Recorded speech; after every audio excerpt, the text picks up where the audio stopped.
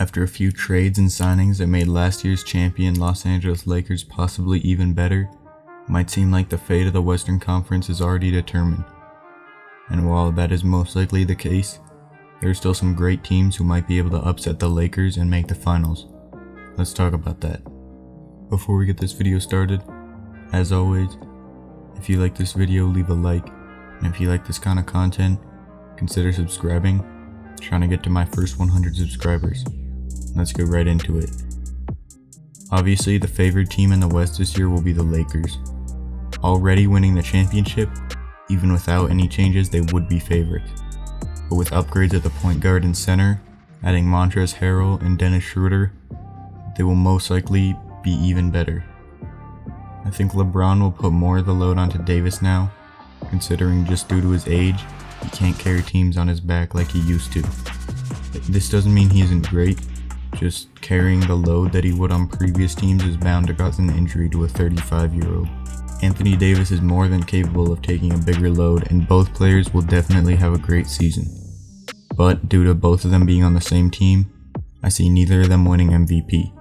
As much as it pains me to say it because I'm a Nuggets fan, the team will most likely repeat. But they didn't make any real improvements to their depth, and that could possibly come back to bite them.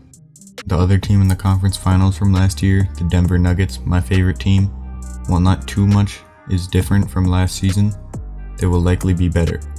Only because we've now seen the full potential from Murray, who will hopefully continue that to at least some extent for the regular season. And also, the team has Bol on a real contract, and him and MPJ will likely improve rapidly. Although the loss of Grant will be hard in the future, Millsap is still a great player for now, and MPJ will hopefully be able to fill that role in the future. If everything goes well for them, I see them being a second seed in the West, just because they're still young and have good chemistry and a great culture. In a previous video, I said that the Mavericks had potential to be the third seed in the West if they made the right moves. Well, they didn't do anything terrible. I actually think the defense from Richardson will be great.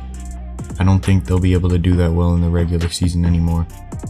But that does not mean that they will not be great. Doncic will be amazing no matter what, but we don't really know how good he can be. I didn't predict him to be too much better statistically, but you never know. I predict the Mavs will still make the 5th seed, and if they really surprise us, even the 4th. And with the way Luka can go off in the playoffs, the Mavs do have a chance, while it is a small one, to make a deep playoff run and possibly even make the finals. The biggest disappointment from last season was the LA Clippers. After blowing a 3-1 lead in the second round to the Nuggets, with major choking from Paul George and even Kawhi at times, the team who was once many people's championship favorite fell apart really quick. While their future is becoming questionable now, considering what they had to give up for PG-13, it isn't over yet. Even with the loss of Harrell, the team still has a good core with solid depth. While their chances of a championship are lower than last year, and I don't trust them to perform at their best in the playoffs because they haven't proven the ability to, but that doesn't mean they're out of the picture. They can easily make a 3rd seed, and if they don't do as well, the 4th. No matter what happens in the playoffs and with the rest of the team, a combination of PG and Kawhi will get you far, at least in the regular season. The Rockets recently traded Westbrook, and John Wall will not be as good, so I'm no longer considering them real contenders. I don't see any chance of them making it past the first round. The Blazers are another team that I just don't see having real playoff success. Sure, the addition of Covington is nice, and I want more than anything to see Damian Lillard win, but people are putting way too much faith in the team, and they just can't compete with the best of the West. The Warriors are a team that had a chance to be good, I made a video on that, but with the loss of Klay, they'll no longer be able to do too much. Other than that, the last real competitive team in the West would be the Jazz, and I respect the team they've built and I love Donovan Mitchell, but it just isn't a championship team.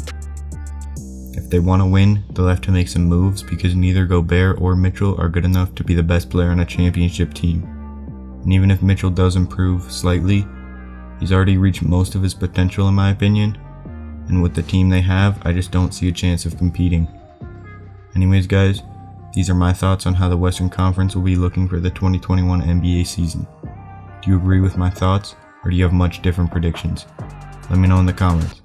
As always, if you like this video, leave a like. If you like this kind of content, be sure to subscribe, and I will see you in the next video. Peace.